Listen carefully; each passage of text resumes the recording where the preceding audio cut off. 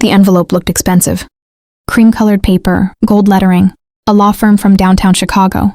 I hadn't spoken to my parents in 2 years. Not one call, not one text, not even at Christmas. So when their lawyer sent me a document marked urgent family matter, I honestly thought someone had died.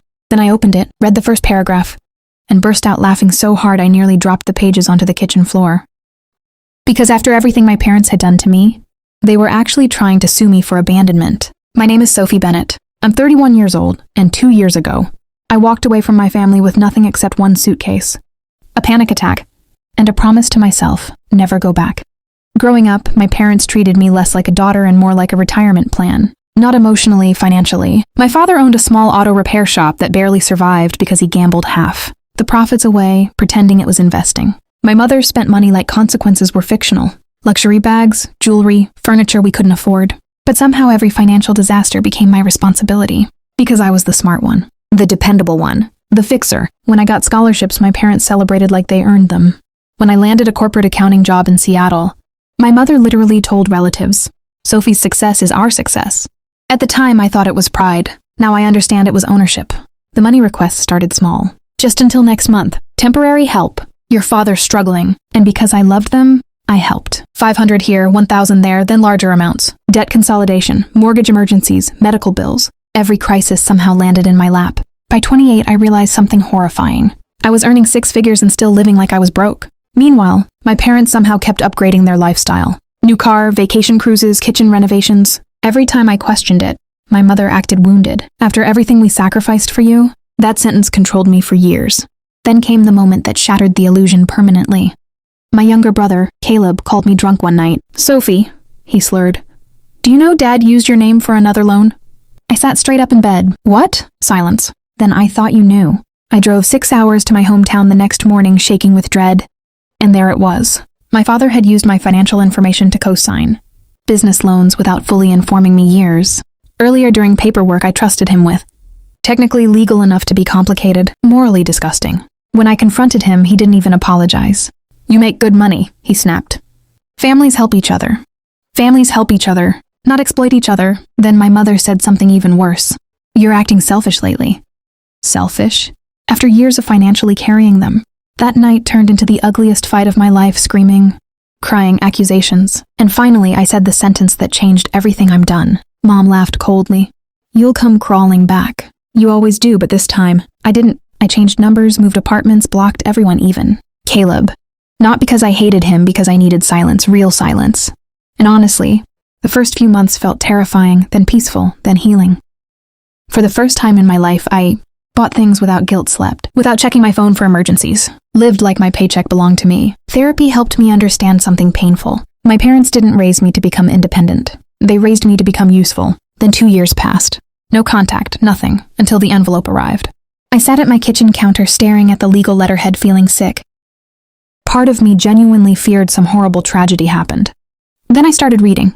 Apparently, my parents claimed I had emotionally and financially abandoned dependent family members after years of established support. I blinked, read it again, then laughed uncontrollably. Not happy laughter, the kind that comes when something becomes so absurd your brain short-circuits.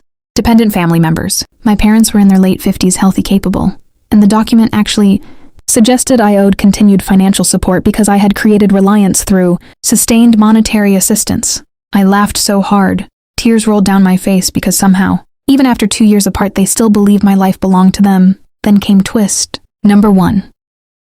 At the bottom of the packet was a handwritten note from my mother. Not typed. Handwritten. "Sophie, this is your last chance to do the right thing before things become public. That word changed the entire feeling instantly, because suddenly I realized this wasn't about money alone. It was about control, humiliation, punishment for leaving. Then I noticed something else. Attached financial records, supposed proof of hardship. And that's when the laughter stopped because the numbers didn't make sense. My parents claimed near bankruptcy yet listed luxury expenditures hidden between categories. Boat storage fees, resort memberships, designer retail charges. I stared at the pages stunned. They weren't desperate. They were drowning in performative wealth again, and apparently expected me to rescue them once more, except this time through legal intimidation. I contacted the attorney immediately. Not emotional, calm, professional. The lawyer sounded exhausted before I even finished introducing myself. That caught my attention, clears throat immediately.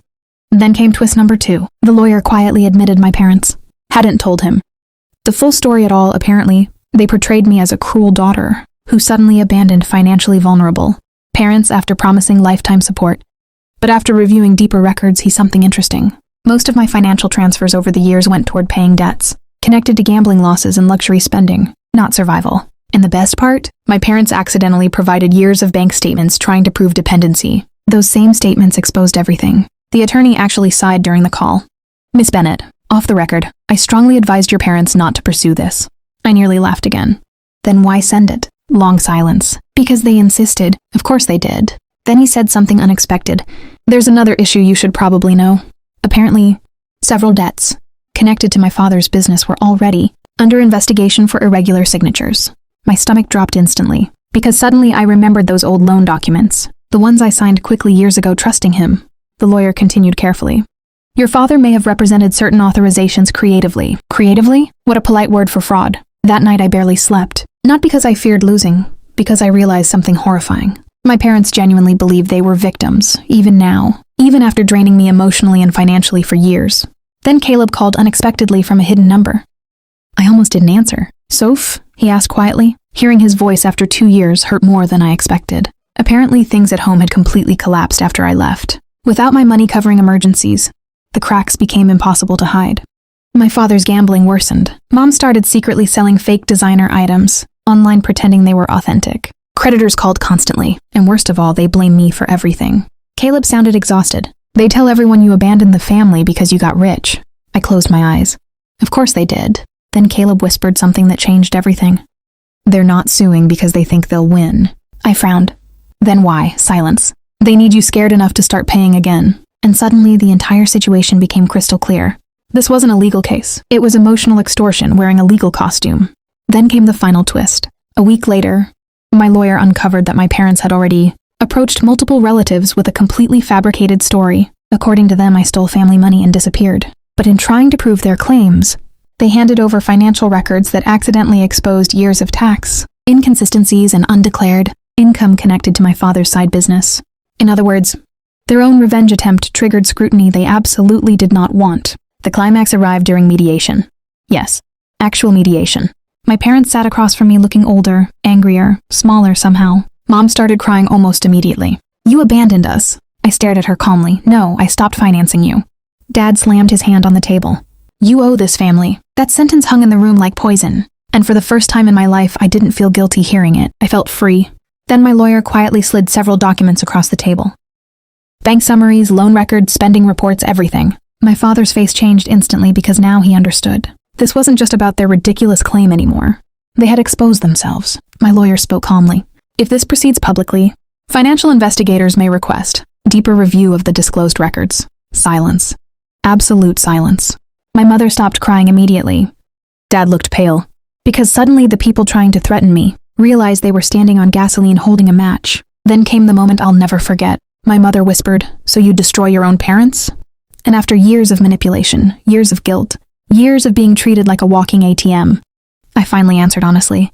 No, I said quietly. You destroyed yourselves the moment you confused love with access. Nobody spoke after that. The lawsuit disappeared within days, quietly, no apology, no accountability, just silence again. But this time it felt different. Not lonely, earned. A few months later, Caleb visited me in Seattle, first family member I'd willingly seen in years. Over coffee, he admitted something painful. You leaving forced me to realize none of this was normal. That sentence healed something inside me. Because toxic families survive through normalization. One person finally refusing to play along changes everything. Today, I still keep the original legal document in a drawer, not as trauma, as proof. Proof that some people will call boundaries betrayal, when they benefited from your lack of them. And honestly, sometimes I still reread the first paragraph and laugh. Because after stealing my peace for years, my parents genuinely thought a lawyer could invoice me for finally taking it back.